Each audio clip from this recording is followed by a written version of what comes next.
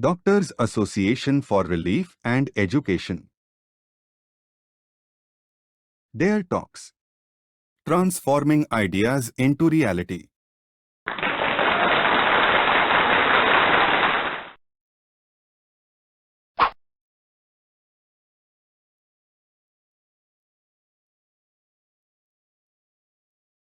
Like to call upon Dr. Abdul Hameed, Assistant Professor, Department of Computer Science and Engineering, Osmania University, to have his say on artificial intelligence in healthcare. Assalamu alaikum.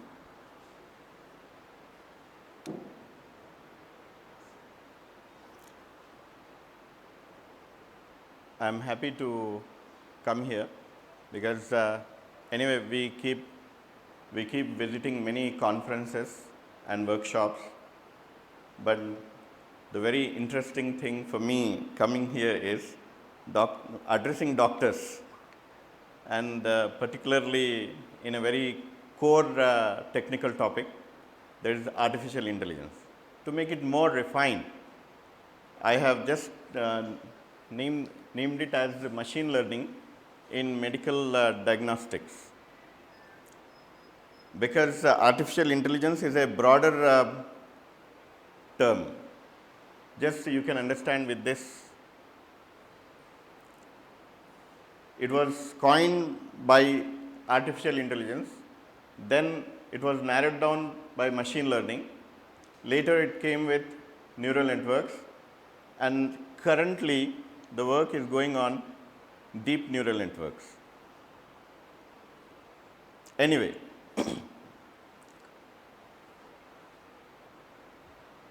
I hope you remember in last 15 years, people used to say that one new revolution is going to come that will be like IT revolution. And they used to say the people who are educated, it's not that only they will be called like literate people, but people who know computer knowledge, they will be considered as literate, and people who are not aware of computer knowledge, they will be not considered as literate. These were the points people used to discuss somewhere 15 years back when we were very young. To be more refined, in current situation, being domain expert, I realize, and I wouldn't hesitate to say that in next 5 years, more refined revolution is going to come. That will be AI revolution, that will be machine learning revolution, and similarly the whole world will change. I hope you remember one general example. I hope you remember there were a couple of incidents took place where college students went for some excursions nearby some dams, and unknowingly the dam people have opened the gate. The moment the gates were open, the water has started coming, and gradually, not gradually, in fact, because the gate is open and lot of water with high speed, it started flowing, the water level started increasing very soon, and couple of people got drowned. Those guys who were unable to swim, they got drowned, and those guys who were able to swim, they somehow saved their lives. Similarly, in this connection, after 5 years, when AI and ML revolution will be on peak, professionals belonging to any domain, I am not specifying any particular domain, any domain, who will be AI enabled, who will understand AI and machine learning, they will be able to survive in this competitive situation and people who will be unaware of AI and machine learning, at least the applications of AI machine learning in their domains, surviving will be very difficult. So that's what is being shown in the diagram. In fact, the diagram has a lot of more meaning, but I'll stop here. The definition I have given for machine learning in the diagram, because here I am addressing to doctors, I did not get any technical definitions. I brought a definition which I have given to machine learning, that it's a domain which starts learning with the help of human beings.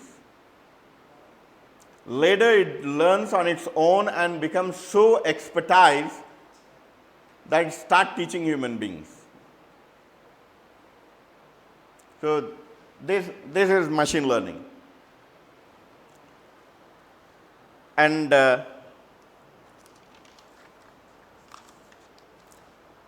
many a time when you read about machine learning, when you listen about machine learning, one point which I would like you all to remember is, machine learning does not mean that machines are learning.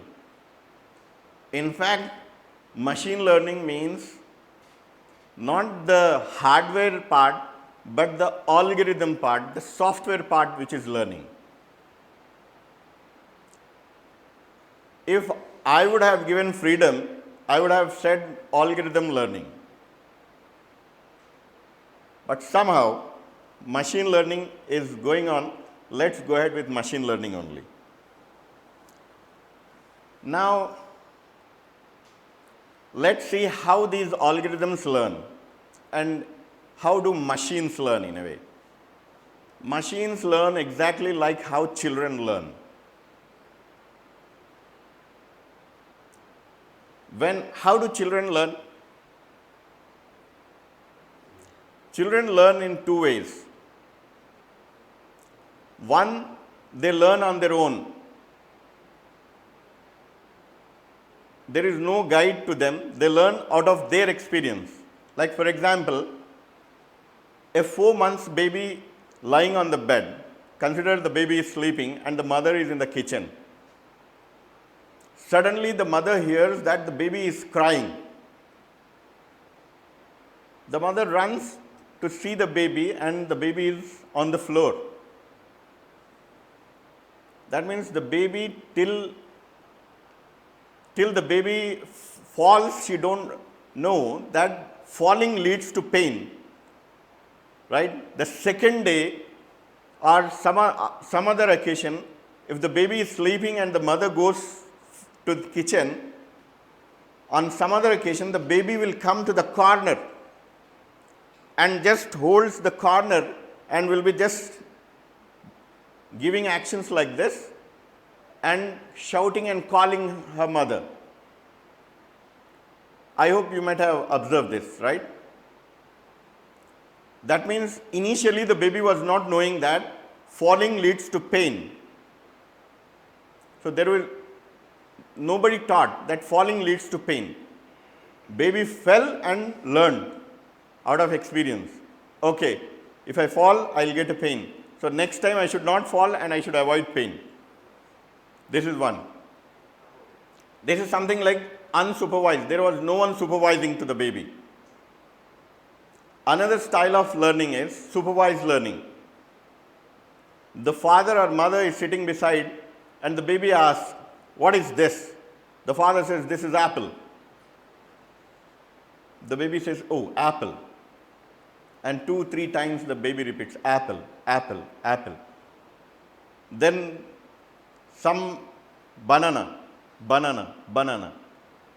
I used to take my son to the mall when my baby was very small.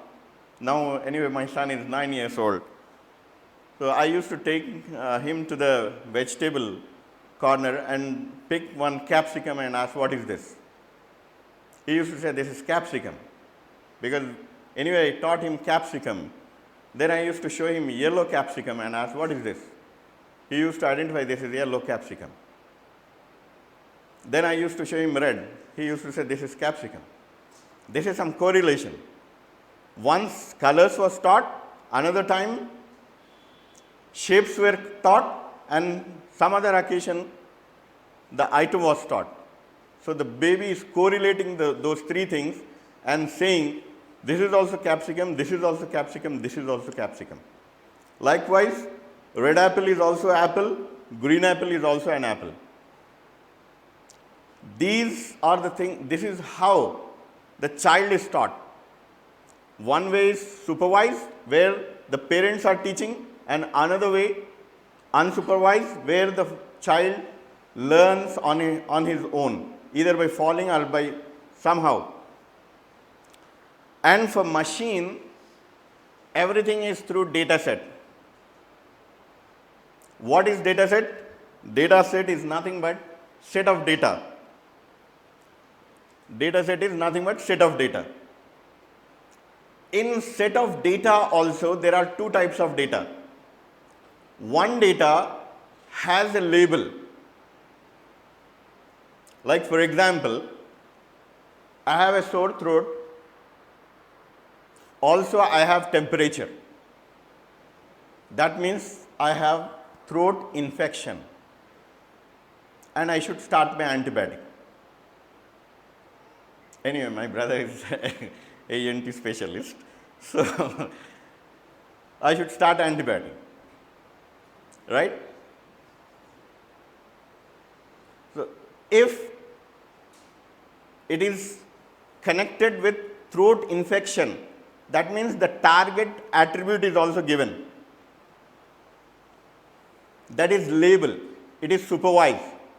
Throat pain, fever, these are two attributes, two features, two symptoms with a diagnostic, like throat infection. Likewise, there are some other things. But if at all, in situation, symptoms are given, but problem is not given, that is unsupervised. These are two types of data which is present in this data set. So in situations where target attribute problem is not specified, only symptoms are given, in that particular situation, my clock is ready on. I have 3 more minutes. So wherever this situation is there, we use unsupervised, where the problem is not given. Where the problem is also specified, we say it is supervised. Wherever unsupervised data is there, we use clustering as one of the type of algorithms. Wherever supervised is there, we have other set of algorithms. These are various types of algorithms we use in machine learning. These are